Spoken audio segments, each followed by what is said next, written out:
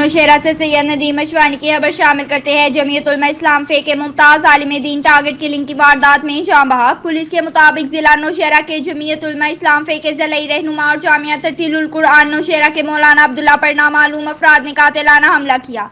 कातिलाना हमले में मौलाना अब्दुल्ला मौका पर ही शहीद हो गए। जमीयत उलमा इस्लाम फे जिला नौशहरा के जनरल सेक्रेटरी मुफ्ती हाकिम अली ने कहा है कि मौलाना अब्दुल्ला मस्जिद उल फुरकान की इमामत के बाद घर जा रहे थे कि पहले से ताक में मौजूद नामालूम मोटरसाइकिल सवारों ने गोलियों से छलनी कर दिया।